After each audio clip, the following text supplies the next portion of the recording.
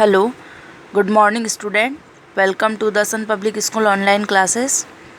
Today we going to read about our Sanskrit व्याकरण of topic वर्णमाला और वर्ण विचार। तो बच्चों हमने वर्णमाला और वर्ण विचार में इसके पहले पार्ट में हमने ये पढ़ा था कि वर्ण क्या होते हैं, वर्ण कितने प्रकार के होते हैं, उच्चारण के आधार पर वर्ण कितने प्रकार के होते हैं और व्याकरण के आधार पर व्याकरण की दृष्टि से वर्ण कितने प्रकार के होते हैं। तो हमने यहाँ पर पढ़ा था कि जो वर्णमाला होते हैं वो 2 प्रकार की होती है, एक स्वर और व्यंजन। और स्वर के जो भेद होते हैं वो 3 प्रकार के होते हैं, ह्रस्व, दीर्घ और प्लुप्त। इनकी डिटेल हम फर्स्ट पार्ट में पढ़ चुके हैं। और जो वर्ण स्वर हैं वह व्याकरण की दृष्टि से 2 प्रकार के होते हैं, जो कि सिर्फ संस्कृत में ही होते हैं, मतलब मूल स्वर और संधि स्वर। पहला होता है मूल स्वर, है ना। मूल स्वर और संधि स्वर की डिटेल में हमने पढ़ ली थी। अब हम हमारे सेकंड पार्ट में व्यंजनानी यानी व्यंजन की बारे में पढ़ेंगे कि व्यंजन कौन कौन से होते हैं। तो आइए हम व्यंजन पढ़ते हैं। व्यंजन में वर्ग होते हैं किस तरह से, जैसे क वर्ग। अब क वर्ग में कौन कौन से वर्ण आते हैं, तो क वाली लाइन में कौन कौन से आएंगे, तो क, ख, ग, घ और ड। जैसे च वर्ग है तो च में च, छ, ज, झ, ण। ट वर्ग में ट, ठ, ड, ढ, ण। त वर्ग में त, थ, द, ध, न। प वर्ग में प, फ, ब, भ, म। अंतस्थ जिनको बोलने में बिल्कुल कम समय लगता हो, य, र, ल, व, जो कि इजी गोइंग बोल जाते हैं। ऊष्म व्यंजन जिनको बोलने में थोड़ा सा हवा हमारे मुंह से बाहर निकलती हो, जैसे श, श, स और ह। इनमें जब हम बोलते हैं तो हमारे मुंह से थोड़ी हवा बाहर निकलती है। तो ये आपको व्यंजन समझ में आ गए होंगे कि व्यंजन के 5 तो वर्ग होते हैं। कितने वर्ग होते हैं, 5। कौन कौन से, क वर्ग, च वर्ग, ट वर्ग, त वर्ग और प वर्ग, है ना। और एक अंतस्थ होता है और एक ऊष्म होता है। तो ये अपने व्यंजन कंप्लीट हो गए। अब आता है हमारा हलंत चिन्ह। अब जब हम पढ़ते हैं तो उसमें एक हलंत चिन्ह आता है जो कि किस तरह से लगता है, यहाँ पर हम पढ़ रहे हैं। यदि हम क का उच्चारण करें तो क के साथ अ की ध्वनि भी मुख से निकलती है। खाली अगर हम क पढ़ेंगे तो क में अ भी मिल रहा है, तब जाके वो पूरा क बन रहा है। वास्तव में क आदि व्यंजनों का उच्चारण अ की सहायता से ही संभव है, जिसमें क की ध्वनि निकलती है। यदि अगर क हम, जैसे यहाँ पर मैं लिख कर बताती हूँ आपको कि जो क है ये अधूरा वर्ड है, हमने हलंत लगाया है। ये जो नीचे लगता है ना, इसको हम हलंत कहते हैं। किसी भी अक्षर के नीचे जब हम ऐसा लगाते हैं ना तो वो हलंत कहलाता है। और हलंत लगाना मतलब वो अधूरा वर्ड है। जब तक इसमें कोई स्वर नहीं मिलेगा तब तक वह अपने आप में पूर्ण नहीं होगा, अधूरा ही रहेगा। तो जब हम क में अ मिलाएंगे तो पूरा क बनेगा, ठीक है। तो हम आगे पढ़ते हैं।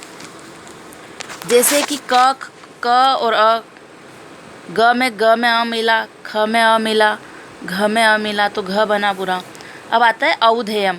किसी व्यंजन में अ जुड़ने पर उसके नीचे लगे हलंत का चिन्ह का लोप हो जाता है। अ जुड़ता है तो वो अपने आप चिन्ह हट जाता है। स्वर तथा व्यंजन के अतिरिक्त संस्कृत भाषा में 2 ध्वनियाँ भी होती हैं। यानी कि संस्कृत में स्वर व्यंजन के अलावा एक और चीज़ होती है, एक अनुस्वार और एक विसर्ग। अनुस्वार जिसको हम अंग की बिंदी कहते हैं, है ना, और विसर्ग जिसको हम विसर्ग, पीछे 2 बिंदी लगाते हैं, उसको विसर्ग कहते हैं।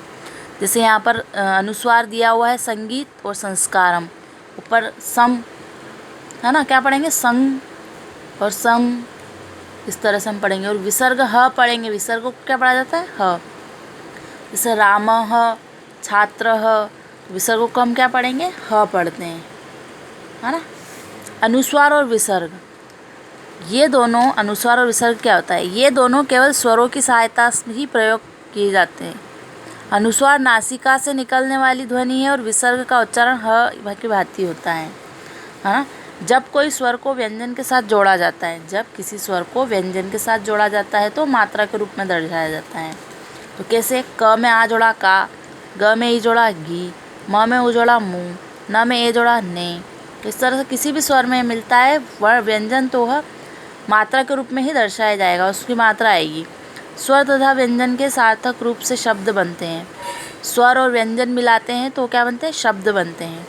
शब्द में आए वर्णों को क्रम से अलग अलग करने पर हम उन्हें वर्ण विन्यास कहते हैं।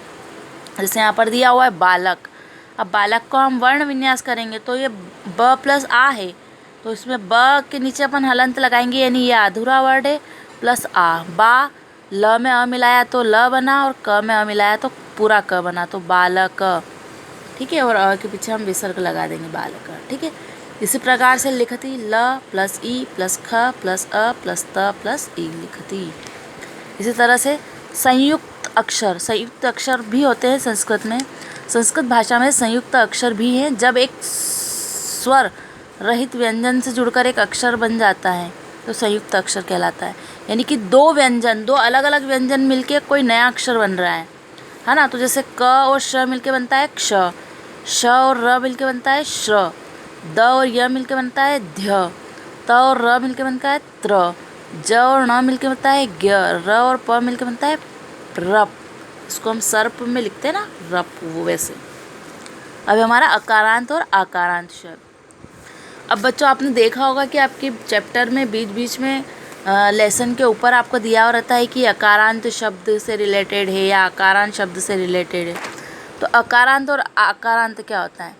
अब उपयुक्त दोनों वाक्य पर विचार करते हैं, यानी कि हम ये दो वाक्य अलग अलग दिए हुए इन दोनों को पढ़ते हैं और इसके आधार पर हम अकारांत और आकारांत शब्द की पहचान करेंगे। बालक पठती, बालक पढ़ता है ना, तो बालक। और राधा, है ना, तो इसमें देखो अ की मात्रा आ रही है तो ये क्या कहलाएगा? अकारांत कहलाएगा। और इसमें आ रहा है तो ये आकारांत कहलाएगा। मान लिया जाए इसमें विधि लिखा हुआ है तो